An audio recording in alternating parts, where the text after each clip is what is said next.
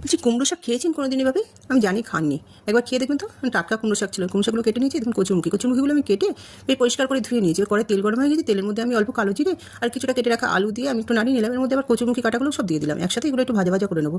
চলুন এর মধ্যে একটা মশলা করে নিই। আমি মিক্সির বাটির মধ্যে 1.5 চামচ কালো জিরে দিয়ে দিলাম, আর বেশ কিছুটা পরিমাণ রসুন আর একটা মাঝারি সাইজের পেঁয়াজ দিয়ে অল্প জল দিয়ে এটা আমি একটা পেস্ট তৈরি করে নেবো। মাঝেই আমি কচুরমুখিটা আবার একটু নাড়িয়ে দেবো, এর মধ্যে 6-7টা কাঁচা লঙ্কা দিয়ে দেবো। এটা কিন্তু কাঁচা লঙ্কা দিয়ে করবো, কোনো শুকনো লঙ্কা দেবো না। দিয়ে আবার বেশ কিছু সময় ভাজা ভাজা করে নেবো। এর মধ্যে আমার মশলাটা হয়ে গেছে। এবার আমি মশলাটা এর মধ্যে দিয়ে হলুদ দিয়ে আর পরিমাণ মতন একটু জল দিয়ে মশলাটা বেশ ভালোভাবে কষিয়ে নেবো। দেখুন মশলাটাও এর সাথে খুব ভালোভাবে কষানো হয়ে গেছে। এবার এর মধ্যে অল্প পরিমাণে জল দেবো, খুব বেশি জল আমি দেবো না। আর কেটে রাখা শাকগুলো আমি এর মধ্যে দিয়ে স্বাদ অনুযায়ী নুনটা দিয়ে দেবো। নুন দিয়ে বেশ অল্প সময় নাড়িয়ে নিয়ে আমি একটা থালা দিয়ে ঢাকা দিয়ে দেবো। থালা দিয়ে ঢাকা দিলেই এটা মজে যাবে একদম। অল্প সময় নাড়িয়ে নিলাম, নিয়ে দেখুন থালা দিয়ে আমি ঢাকা দিয়ে দিলাম। কিছু সময় পরে আমি ঢাকাটা তুলে দেখবো এর মধ্যে কিন্তু আমি এবার নাড়িয়েও দিয়েছিলাম। এবার ঢাকাটা তুলে নিয়ে দেখবো শাকটা সম্পূর্ণ হয়ে গেছে। এবার এর মধ্যে 1 চামচ চিনি দিয়ে আমি ভালোভাবে মিশিয়ে নেবো। বেশ মিষ্টি মিষ্টি খেতে তো ভালোই লাগে। দেখুন কচুরমুখির শাকটা একদম গলে গেছে। এভাবে একবার বানিয়ে খেয়ে দেখবেন।